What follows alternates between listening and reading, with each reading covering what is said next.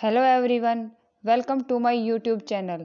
आज की क्लास में हम कमर्शियल बैंक्स और उनके फंक्शंस को स्टडी करने वाले हैं। जो ये कमर्शियल बैंक्स होते हैं, इस टॉपिक से एग्जाम्स में काफ़ी बार क्वेश्चंस है वो अराइज होते हैं। चाहे अगर हम अपने ग्रेजुएशन लेवल पर देखते हैं या फिर हम अपने कॉम्पिटिटिव एग्जाम्स में भी देखते हैं कि इस पर्टिकुलर टॉपिक से काफ़ी बार क्वेश्चंस है वो अराइज होते हैं। तो चलिए अपने टॉपिक को स्टार्ट करते हैं। देखिए, टॉपिक को स्टार्ट करने से पहले हमें एक बात हमेशा ध्यान रखनी है कि हमारा जो बैंकिंग सेक्टर है उसको रेगुलेट करने के लिए मेनली दो एक्ट हैं। First is reserve bank of India act 1934 यानी कि RBI act 1934 and second is banking regulation act 1949। ये जो मेनली है, जो दो ही एक्ट हैं जो इंडिया में बैंकिंग सेक्टर है उसको रेगुलेट करते हैं। चलिए अब देखते हैं व्हाट इज बैंक। बैंक्स होते हैं वो एक फाइनेंशियल इंस्टीट्यूशन होते हैं, यानी कि एक ऐसी संस्था होती है जो फाइनेंस यानी कि पैसों में या फिर हम बोल सकते हैं वित्त के अंदर ही लेन देन करती है। जो ये बैंक्स होते हैं वो पब्लिक से जो मनी है उसको एक्सेप्ट करते हैं in the form of deposits. जो पब्लिक के पास अपनी सेविंग्स होती हैं वो अपनी जो सेविंग्स हैं उन्हें बैंक्स में एक डिपॉजिट के रूप में सबमिट करवाते हैं। तो इस प्रकार से बैंकों के पास जो है पैसा पब्लिक से आता है। एंड सेकंड काम जो बैंक्स हैं वो करते हैं, जो भी पर्टिकुलर डिपॉजिट उस बैंक के पास रिसीव होती है वह उस जो डिपॉजिट्स हैं उनको इन्वेस्टमेंट करता है। यहाँ पर इन्वेस्टमेंट का मतलब है कि बैंक्स के पास जितने भी डिपॉजिट्स आए हैं बैंक उन्हें बोरोवर्स को या फिर जिन बंदों को ज़रूरत है उन्हें लैंड कर देते हैं। तो इस प्रकार से जो बैंक के मेन दो ही फंक्शंस होते हैं, borrowing money in the form of deposits and invest that money. तो जो मनी उन्होंने डिपॉजिट के रूप में एक्सेप्ट किए पब्लिक से उसे इन्वेस्ट कर देते हैं लैंडिंग के रूप में। तो इस प्रकार जो बैंक्स होते हैं वो मेनली दो ही फंक्शंस हैं वो परफॉर्म करते हैं। तो इस प्रकार से बैंक के इन दो फंक्शंस के बीच में जब वो डिपॉजिट करते हैं तब वह पब्लिक को कुछ ना कुछ इंटरेस्ट के रूप में प्रोवाइड करते हैं। तो और उसके बाद जब वह पर्टिकुलर अमाउंट बैंक्स के द्वारा बोरोवर्स को लैंड की जाती है यानी कि लोन के रूप में प्रोवाइड की जाती है, तब भी बैंक जो भी बोरोवर्स हैं उनसे एक हाई रेट पर इंटरेस्ट चार्ज करता है। तो इन दोनों इंटरेस्ट रेट्स के बीच में जो भी डिफरेंस होता है वही बैंक का जो प्रॉफिट होता है। तो चलिए अब हम समझते हैं कि बैंक्स हैं वो कैसे कैसे फंक्शनिंग करते हैं। मेनली कमर्शियल बैंक्स होते हैं वो किस प्रकार से फंक्शनिंग करते हैं। अब हमने देख लिया है कि जो बैंक्स हैं वो लैंडिंग और बोरोविंग मेन इनके दो ही फंक्शंस होते हैं। और जो बैंक्स होता है वो एक प्रॉफिट सीकिंग इंस्टीट्यूट होता है। ऐसा नहीं है कि वो कोई चैरिटेबल पर्पज के लिए बैंक्स हैं वो एस्टेब्लिश किए गए हैं। कुछ ऐसे बैंक्स होते हैं जो नॉन प्रॉफिट ऑर्गेनाइजेशंस होती हैं, लेकिन मेनली जो बैंक्स का जो फंक्शन होता है वो प्रॉफिट मोटिव्स के लिए ही होता है। और जो बैंक्स होते हैं वो लेंडर और बोरोवर दोनों के बीच में एक मीडिएटर का काम करते हैं। बैंक मेनली जो पब्लिक है उससे जो डिपॉजिट्स है वो एक्सेप्ट करते हैं और उसी पर्टिकुलर अमाउंट को जनरल पब्लिक है उसे लोन के रूप में प्रोवाइड, वो बोरोवर्स और लेंडर्स के बीच में एक मीडिएटर का ही काम करते हैं। अब देखते हैं कमर्शियल बैंक्स। कमर्शियल बैंक्स क्या होते हैं, क्योंकि आज का जो हमारा मेन टॉपिक है वही यही रहने वाला है कि कमर्शियल बैंक्स क्या होते हैं और इनके फंक्शंस क्या हैं। It accept small deposit of public and convert it into huge capital then lend it to borrowers. जो कमर्शियल बैंक्स होते हैं उनका जो मेन पर्पस होता है या फिर बोल सकते हैं कि मेन बिजनेस होता है वह पब्लिक से जो पैसा है उसको एक्सेप्ट करना होता है और उसे जो लैंडिंग है उसके रूप में जनरल जो पब्लिक है उसको प्रोवाइड करना होता है। मेनली जब हम बैंक्स के बारे में बात करते हैं तो जनरली हम कमर्शियल बैंक्स के बारे में ही बात करते हैं। यानी कि जितने जो बैंक्स होते हैं, अभी हमने डिस्कस किया कि बैंक्स का जो मेन काम होता है वह मनी को एक्सेप्ट करना एंड उस मनी को लैंड करना। तो जो ये फंक्शंस होते हैं ये हमारे कमर्शियल बैंक के ही फंक्शंस होते हैं। It accept deposit in form of saving accounts. हम देखते हैं कि हमारे पास अगर कोई भी अपनी जो सेविंग्स हैं वो हो जाती हैं तब हम बैंक में जाते हैं उसको डिपॉजिट करने। तो बैंक्स होते हैं वो जनरल पब्लिक की सेविंग्स को डिपॉजिट करते हैं। It lends money to business firms to fulfil their working capital requirements. अब जो बिजनेसमैन होते हैं उन्हें ऐसा तो नहीं है कि कोई भी पर्सन है वो अगर बिजनेस सेटअप करता है तो उसके पास इनफ कैपिटल है, यानी कि उसको जितना भी बिजनेस में पैसा चाहिए वो उसके पास अवेलेबल होता है। ऐसा नहीं होता है। जो बैंक बिजनेसमैन होते हैं वह भी बैंक से जो है अपना पैसा उधार लेते हैं। तो ऐसे जो मनी का जो सर्कुलेशन है वो चलता रहता है। और जो बैंक्स होते हैं इस मनी सर्कुलेशन में एक इम्पोर्टेंट जो रोल है वो प्ले करते हैं, क्योंकि जो बैंक्स हैं वही सेविंग को, जो अपनी फाइनेंशियल सेक्टर है उस वही जो मनी है उसको इकोनॉमी में रेगुलेट करने का काम करते हैं। क्योंकि अगर बैंक एस्टेब्लिश नहीं हो तो जनरल पब्लिक है वह अपने डिपॉजिट्स को अपनी जो सेविंग्स हैं उन्हें अपने पास ही रखेगी, और इस प्रकार से जो इकोनॉमी है उसमें जो सर्कुलेशन है वो नहीं हो पाएगा। जो कमर्शियल बैंक्स होते हैं वो एक इकोनॉमी का जो मेन फैक्टर होते हैं। जैसे बैंकिंग सेक्टर है, अगर वही किसी इकोनॉमी का अच्छा होता है तो वह जो देश है उसका डेवलपमेंट काफ़ी अच्छा होता है। कमर्शियल बैंक्स होते हैं वो एक इकोनॉमी का मेन, या फिर बोल सकते हैं कि बैकबोन होते हैं। जो हमारा फाइनेंशियल सेक्टर होता है वो किसी भी इकोनॉमी की बैकबोन होता है। अगर फाइनेंशियल सेक्टर या फिर बैंकिंग सेक्टर अच्छे से वर्किंग कर रहा है तो मतलब डेफिनेट है कि उस कंट्री का जो ग्रोथ है, उस कंपनी का जो डेवलपमेंट है वो काफ़ी बेटर होता है।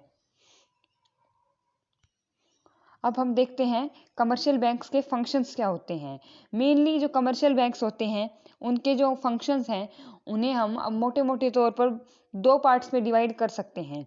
First is primary functions and second is secondary functions.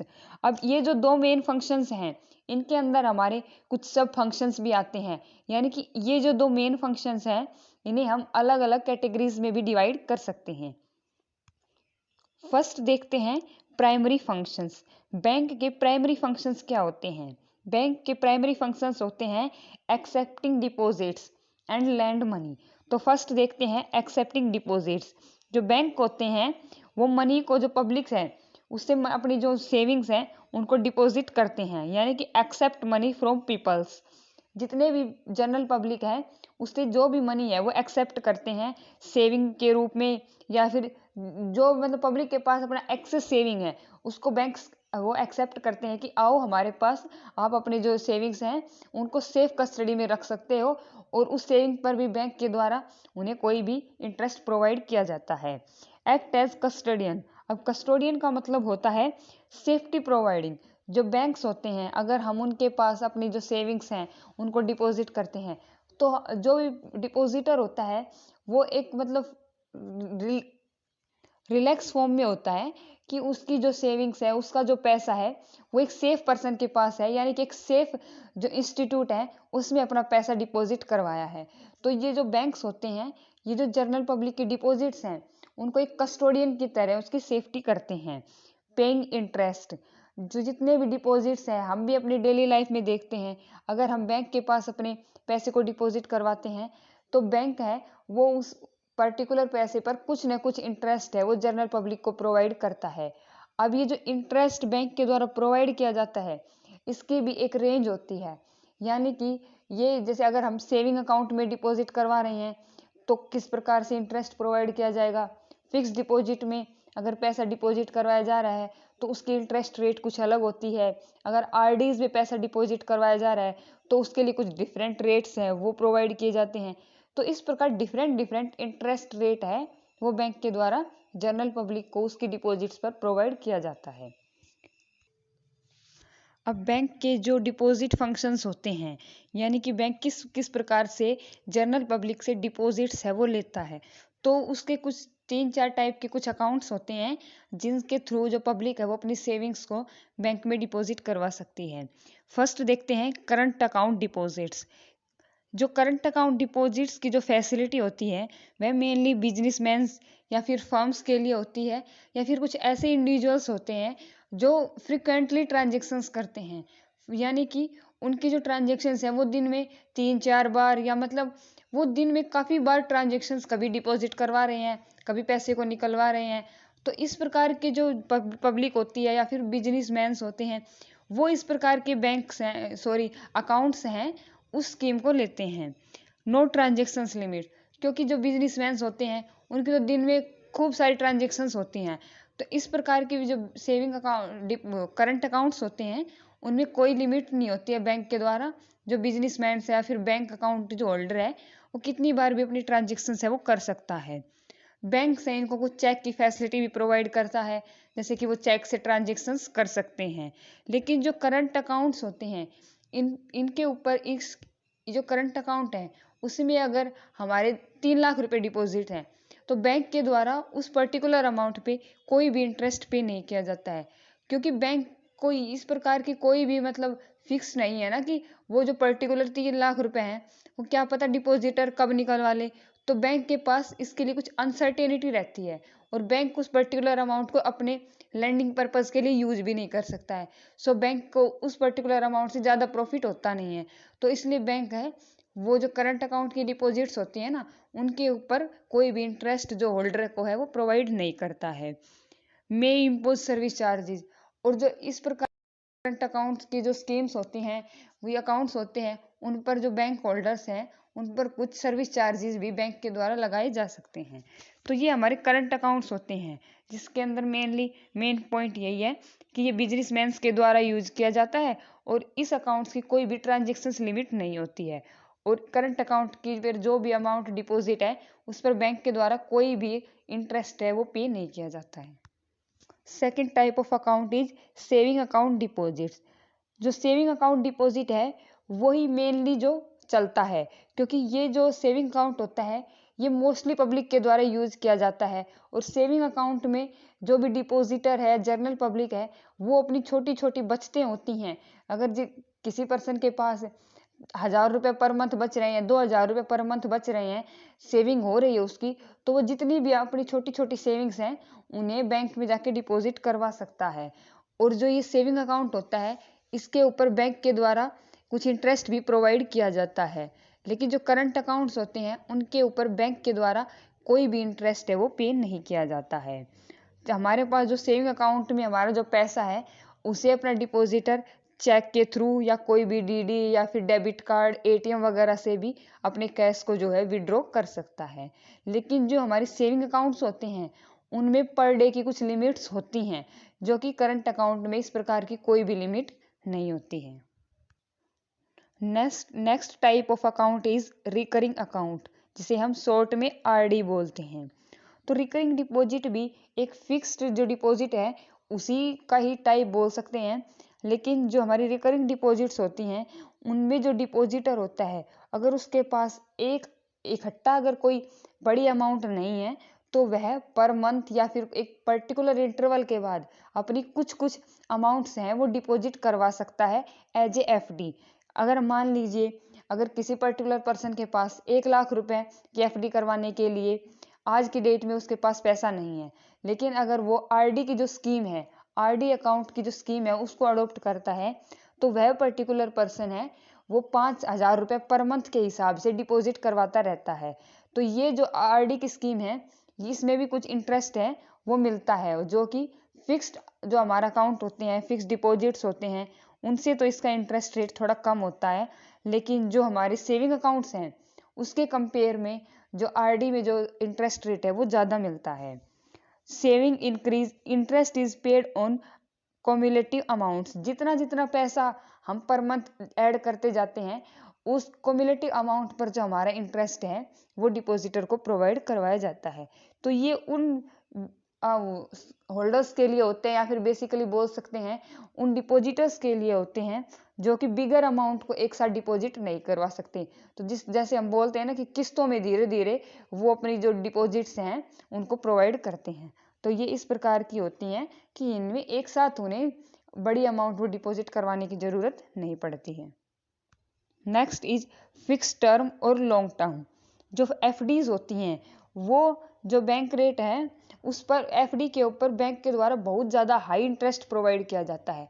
इसका रीज़न ये होता है कि ये जो पर्टिकुलर अमाउंट होती है ये डिपॉजिटर के द्वारा एक फिक्स्ड टाइम पीरियड के लिए ही बैंक के अंदर डिपॉजिट करवाई जाती है और उस पर्टिकुलर टाइम से पहले वो जो एफडीज हैं उनका पैसा रिकवर नहीं किया जा सकता। हाँ, हम कुछ एक्सेप्शनल केसेस में अपने पैसे को रिकवर कर सकते हैं, लेकिन उस टाइम पर भी बैंक के द्वारा काफ़ी सारे चार्जेज हैं वो डिपॉजिटर के ऊपर लगाए जाते हैं। जो हमारी फिक्स्ड डिपॉजिट्स होती हैं उसमें डिपॉजिटर अपनी एक पर्टिकुलर अमाउंट को एक फिक्स्ड पीरियड के लिए ही बैंक में डिपॉजिट करता है। यानी हो सकता है कि कोई अपने 1 लाख रुपए की जो अमाउंट है उसको 5 साल के लिए उसको एफडी करवा लेता है, कोई 10 साल के लिए एफडी करवा लेते हैं। तो ये जो पर्टिकुलर टाइम पीरियड है इसके लिए वो जो अमाउंट है वो बैंक में डिपॉजिट करवा दिया जाता है। अब जब 1 लाख रुपए की जो अमाउंट है वो 5 साल के लिए एफडी के रूप में बैंक के पास जमा होती है, तो बैंक है उसके पास हाई चांसेस होते हैं कि वह इस अमाउंट को 5 साल तक लैंडिंग कर सकता है। यानी कि इस 1 लाख से 5 साल तक वो जो बैंक है वो प्रॉफिट है वो जनरेट कर सकता है। बैंक को इस 5 साल तक इस पर्टिकुलर अमाउंट से काफ़ी सारा इंटरेस्ट जो है वो जनरल पब्लिक से मिलता है। इस प्रकार की जो डिपॉजिट्स होती हैं, एफडीज जिसे बोलते हैं, उस पर सबसे ज़्यादा इंटरेस्ट रेट है वो डिपॉजिटर को प्रोवाइड किया जाता है। यहाँ पर हमने पढ़े हैं बैंक के कुछ डिपॉजिट फंक्शंस। अब बैंक के कुछ लैंडिंग फंक्शंस भी होते हैं। प्राइमरी फंक्शंस में हमारे 2 प्रकार के जो फंक्शंस हैं वो आते हैं। तो जो लैंडिंग के हैं उसमें हम बोल सकते हैं कि शॉर्ट टर्म लोन दे देते हैं या फिर कुछ टर्म लोन दे देते हैं, ओवरड्राफ्ट फैसिलिटीज़ हो जाती हैं। तो इस प्रकार से बैंक है वो कुछ अपनी लैंडिंग फैसिलिटीज़ भी हैं वो अपने कस्टमर्स को प्रोवाइड करते हैं, जिसमें हम बोल सकते हैं कि एडवांस दे देते हैं, ओवरड्राफ्ट की फैसिलिटी। जैसे कि अगर किसी अकाउंट होल्डर के पास 1 लाख रुपए अपने बैंक में डिपॉजिट हैं, लेकिन उसे अचानक से 1,10,000 रुपए की ज़रूरत पड़ती है, तो बैंक है वो अपने कुछ पर्टिकुलर जो कस्टमर्स होते हैं जिनका मतलब अच्छी जिनकी रेपुटेशन है, बोल सकते हैं कि उनका जो फाइनेंशियल जो बैकग्राउंड है वो अच्छा है, क्योंकि बैंक उसकी पूरी जो डिटेल है उसको चेक करते हैं, उसके बाद ही लैंडिंग करते हैं। तो इस प्रकार के जो कस्टमर्स होते हैं उन्हें 1,10,000 रुपए भी प्रोवाइड किए जा सकते हैं, वो कि उन्हें कुछ टाइम के बाद उन्हें एज मतलब इंटरेस्ट के साथ वापस करने होते हैं। तो इस प्रकार की कुछ फैसिलिटीज़ होती हैं जो कि बैंक्स हैं वो अपने कस्टमर्स को प्रोवाइड करते हैं। अब हम देखते हैं बैंक के कुछ सेकेंडरी फंक्शंस। चलिए अब देखते हैं सेकेंडरी फंक्शंस। बैंक्स के द्वारा कुछ सेकेंडरी फंक्शंस या फिर बोल सकते हैं कुछ एडिशनल जो सर्विसेज हैं वो भी प्रोवाइड किए जाते हैं अपने कस्टमर्स को। जो बैंक के द्वारा कुछ एडिशनल सर्विसेज प्रोवाइड किए जाते हैं उसे हम सेकेंडरी फंक्शंस बोलते हैं। सेकेंडरी फंक्शंस को मेनली 2 पार्ट्स में कैटेगराइज किया जाता है। First is agency functions and second is utility functions. सबसे पहले हम डिस्कस करेंगे एजेंसी फंक्शंस को। जो बैंक्स होते हैं वो अपने कस्टमर्स के एजेंट के रूप में भी एक्ट करते हैं, यानी कि कुछ इस प्रकार के फंक्शंस भी बैंक प्रोवाइड करते हैं एज ए एजेंट। जो काम जो अपने कस्टमर को करना चाहिए, बैंक उस कस्टमर के बिहाफ पर उस कुछ काम्स को या फिर कुछ सर्विसेज को जो है वो प्रोवाइड करते हैं। यानी कि जो बैंक्स हैं वो अपने कस्टमर के एजेंट या फिर बोल सकते हैं रिप्रेजेंटेटिव के रूप में भी जो फंक्शंस है वो प्रोवाइड करते हैं। तो इसमें कुछ फंक्शंस आते हैं। First is periodical collection and payment. Banks होते हैं, आजकल हम देखते हैं कि काफ़ी सारी चीज़ें ऑनलाइन होने लग गई हैं। अगर हमें इलेक्ट्रिसिटी बिल पे करना है वो हम ऑनलाइन पे कर सकते हैं। अगर हमें गैस के लिए बुकिंग करनी है हम ऑनलाइन कर सकते हैं। अगर हमें इनकम टैक्स पे करना है हम ऑनलाइन कर सकते हैं। अगर हमें लाइसेंस है वो रिन्यू करवाना है या लाइसेंस बनवाना है हम ऑनलाइन उसके लिए अप्लाई कर सकते हैं। तो इस प्रकार से बहुत सारी मेनली बोल सकते हैं हर प्रकार की सर्विसेज है वो आजकल ऑनलाइन प्रोवाइड हो रही है। तो जो बैंक्स होते हैं वो कलेक्शन एंड पेमेंट में अपने बैंक के एजेंट का काम करते हैं। अगर क्लाइंट उसके जो कस्टमर हैं उसको अगर कोई पेमेंट करनी है तो बैंक है वो डायरेक्ट अपने कस्टमर के बिहाफ से अकाउंट से ट्रांजैक्शन कर लेते हैं। इसी प्रकार अगर बैंक है वो कस्टमर के बिहाफ पर कुछ कलेक्शन भी कर लेते हैं। अगर कस्टमर को कहीं से कुछ डिविडेंड मिलना है, इंटरेस्ट रिसीव होना है या कहीं से कोई भी पेमेंट ट्रांसफ़र हो रही है तो उस पेमेंट को कलेक्शन कर लेते हैं। तो इस प्रकार बैंक हैं वो अपने जो कस्टमर है उसके बिहाफ पर बहुत सारी कलेक्शन जैसे सैलरी है, dividend, interest and other incomes उनको अपने कस्टमर के बिहाफ पर कलेक्ट करता है। एंड कोई भी पीरियोडिकल पेमेंट है, अगर टैक्सेस पे करने हैं, बिल पे करना है, रेंट पे करना है, या किसी को सैलरी प्रोवाइड करनी है, किसी को इंटरेस्ट पे करना है, तो बैंक है वो अपने कस्टमर के बिहाफ पर ये पेमेंट्स करते हैं। Next is portfolio management. Banks होते हैं वो अपने कस्टमर के लिए एक पोर्टफोलियो है उसको भी प्रोवाइड करवाते हैं। Large commercial banks purchase and sale securities such as shares debenture on behalf of clients.